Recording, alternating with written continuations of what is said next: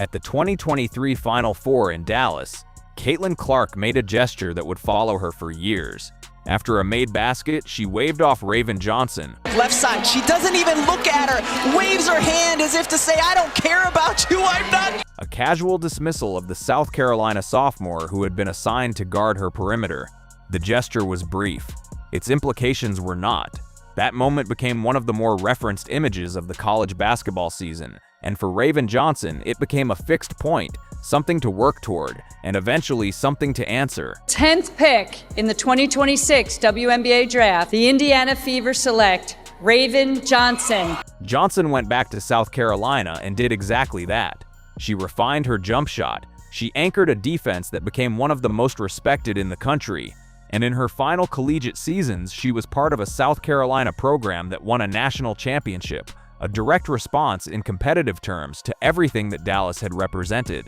The rivalry between Iowa and South Carolina was real, sustained, and played out at the highest level of the sport. On Monday night at the 2026 WNBA draft, the Indiana Fever selected Raven Johnson with the 10th overall pick. The pick placed her immediately on the same roster as Caitlin Clark. The reaction online was immediate and predictable. The wave resurfaced across social media platforms within minutes.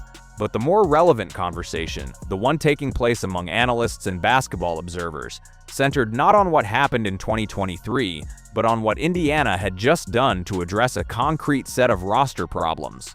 To understand the strategic logic behind the Johnson selection, it is necessary to look at what the Fever faced last season. Clark is the most scrutinized player in the WNBA. Every opposing coaching staff builds its defensive scheme around her. She faces double teams in the half court, full court pressure and transition, and a level of physical attention that borders on the excessive by the standards of the league's officiating history. The tactical goal for opposing teams has been straightforward: make Clark work on the defensive end, tax her energy over the course of the game, and wait for her offensive efficiency to decline in the fourth quarter. The Fever needed a perimeter defender capable of taking on the primary ball handler assignment on a consistent basis, a player who could relieve Clark of defensive responsibility against elite guards, preserve her energy for the offensive end, and disrupt opposing offenses before they could establish rhythm. Johnson is that player. Her defensive profile coming out of South Carolina was among the best of any guard in recent college basketball history. The relevant statistics are not simply steals, though her steal numbers were significant. The more telling metric is deflections that led to possessions, the category of defensive disruption that reflects anticipation and positioning rather than gambling. Johnson reads the court defensively the way Clark reads it offensively, in terms of what is about to happen, not what is already happening. She applies pressure from the moment an opposing guard crosses half court, and she sustains that pressure. Opponents do not get comfortable against her. What that means for the Fever roster is specific. Clark will no longer be the primary defender on the opposing team's most dangerous perimeter player. That assignment belongs to Johnson. Clark can move off the ball on the defensive end, conserve energy, and bring full capacity to the offensive possessions that follow. It is a straightforward personnel solution. The Fever front office identified a vulnerability, and they drafted directly into it. The offensive dimension of Johnson's addition is less obvious but equally significant. Clark has, at various points last season, been responsible for bringing the ball up against full court pressure, running pick-and-roll sets, facilitating the offense in the half court, and creating for herself in isolation, frequently for 35 or more minutes a game. That workload is unsustainable as a long-term model in a playoff environment, where defensive intensity increases and the physical demands compound across a series. Johnson is a pass-first guard. Her college offense was built around initiating sets, making early decisions, and allowing her teammates to operate in space. She does not need to carry offensive load to be effective. When she is running the primary ball-handling duties, Clark can function as an off-ball weapon, moving through screens, finding gaps in zones, relocating to the perimeter after handoffs. That version of Clark, freed from primary creation responsibilities, cutting and shooting rather than dribbling into resistance, may be more dangerous than anything Indiana's opponents have prepared for. The pick-and-roll connection between Johnson and Aliyah Boston is an extension of a partnership that has already produced at the highest level. They were teammates at South Carolina during the championship run. The shorthand they developed on the court, the understanding of tendencies, timing, and spacing, does not have to be built from scratch. Johnson knows when Boston will roll off a screen and when she will step out to the perimeter. Boston knows how Johnson delivers the ball in traffic and what kind of angle she prefers on the two-man game. That communication, which typically takes an NBA or WNBA backcourt-frontcourt pairing multiple seasons to develop, exists between these two players already. In a pick-and-roll heavy league, that is a structural advantage. Add Clark to that equation as the decision-maker, and the offensive geometry becomes exceptionally difficult to defend. Teams cannot double Clark without leaving Johnson or Boston with space to operate. They cannot load up on Boston in the paint without opening the perimeter for Clark and Sophie Cunningham to find their range from distance. The coverage adjustments that opposing defenses have used to neutralize individual fever threats become less effective when all three options can penalize the same misalignment. Sophie Cunningham's return to Indiana is in some ways the quieter story of this offseason. Quieter because it did not produce the social media reaction that the Johnson pick generated. More important for that reason, Cunningham re-signed despite reported interest from other franchises. That decision reflects something beyond the financial terms of a contract. She believes in the direction of this organization, in the players around her, and in the possibility of what this group can become. Her value to the Fever is not primarily statistical, though her efficiency from three-point range in high-leverage situations is well documented. Her role is structural.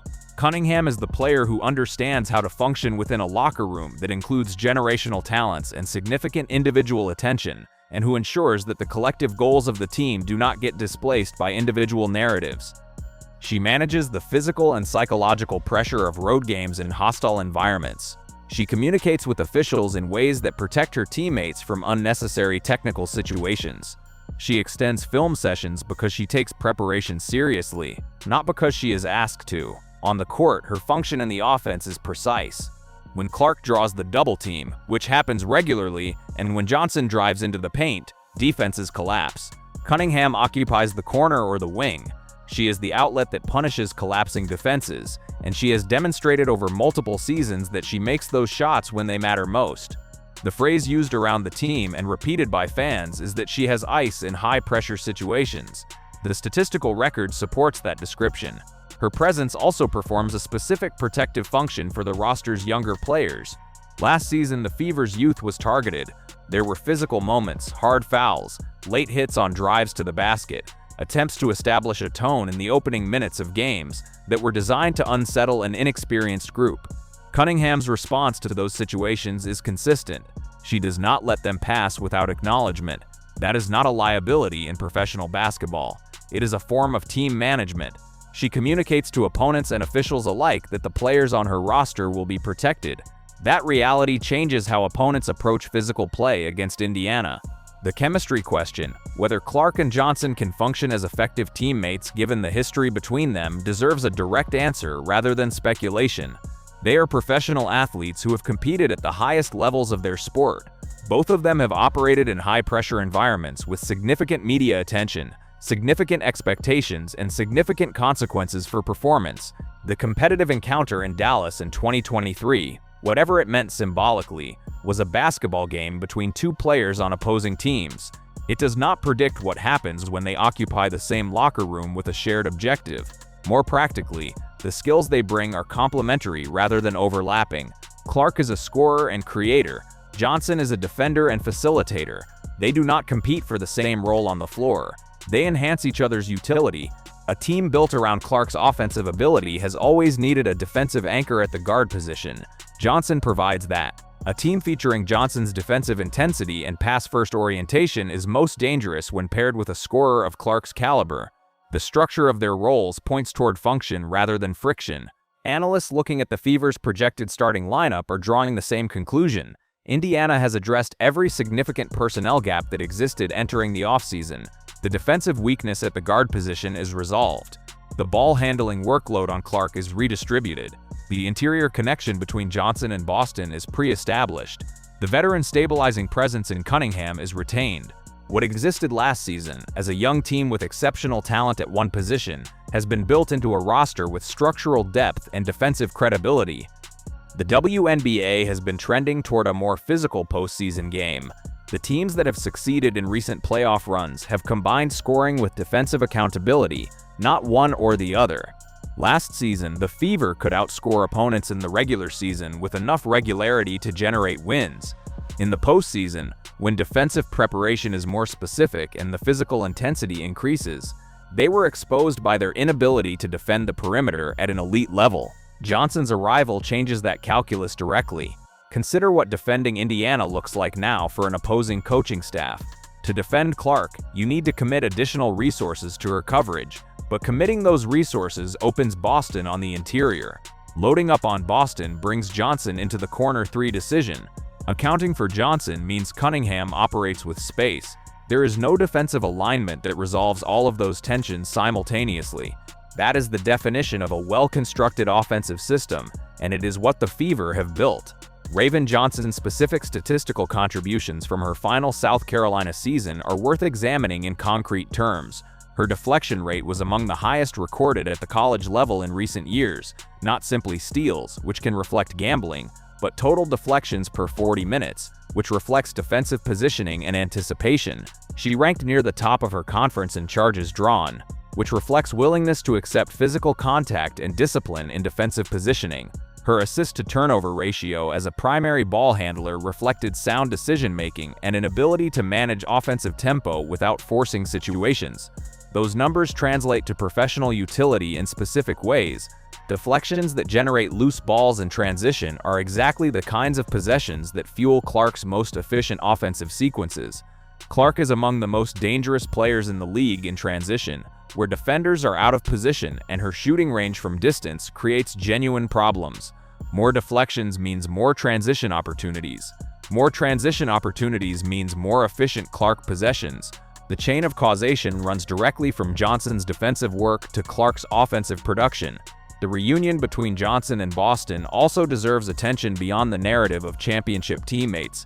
Boston is one of the most reliable interior players in the WNBA, a strong rebounder, a capable finisher in the post, and a screening presence who creates clear advantages for ball handlers running pick and roll.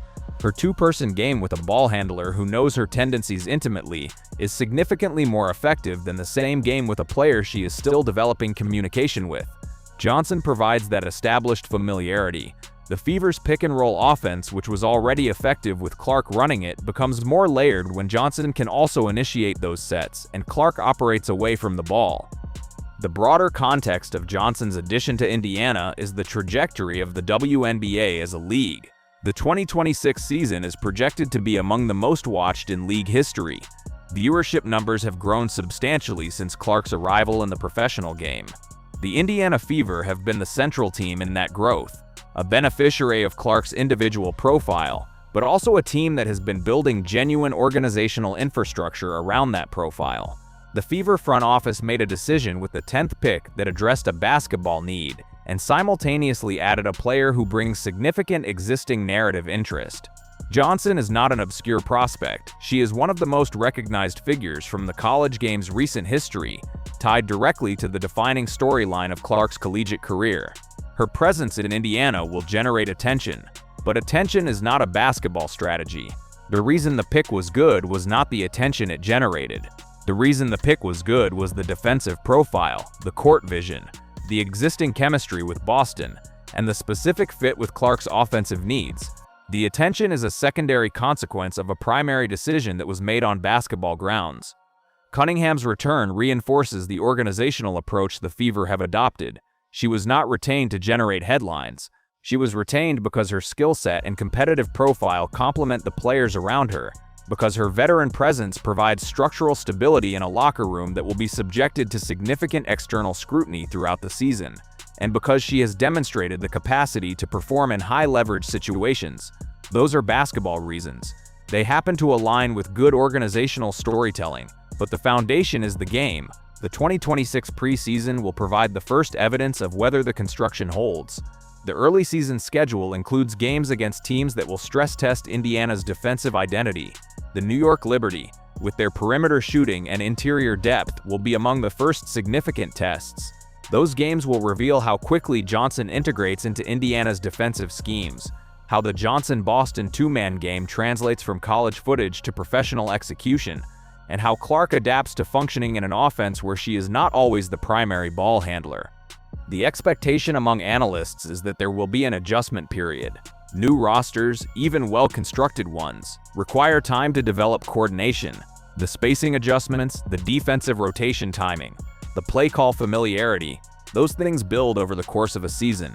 The Fever are not expected to look like a finished product in late April. They are expected to develop into one by the time the postseason arrives. The architecture of this roster is built for that trajectory. The foundation pieces are in place. The internal communication between Johnson and Boston exists. The offensive system around Clark has been established over 2 professional seasons. Cunningham provides experienced leadership through the development process. The question is not whether the pieces fit. The pieces fit. The question is how quickly the connections between them solidify. What the Indiana Fever have constructed through the draft selection of Raven Johnson and the re-signing of Sophie Cunningham is a roster that answers the questions that last season raised. They needed a perimeter defender. They needed to reduce Clark's ball handling burden. They needed to retain veteran leadership. They addressed all 3. The resulting team, Clark, Johnson, Boston, Cunningham, and the supporting cast around them, is structurally more complete than anything Indiana has fielded in recent memory. The 2023 wave and the gesture it represented belong to college basketball history. What begins now is a professional story with different stakes, different metrics, and a different kind of competition. Johnson will wear the same uniform as Clark. They will share a bench, a film room, and a locker room. The objective will be singular: win games in a league where the competition for a championship involves the best basketball players in the world. Indiana enters that competition better prepared than they have been. The roster construction reflects clear organizational thinking and a willingness to address weakness directly. The defensive identity that Johnson brings, paired with the offensive capability that Clark represents and the veteran stability that Cunningham provides, has produced a team that is credibly built for a deep postseason run. The rest of the league has been informed of the change.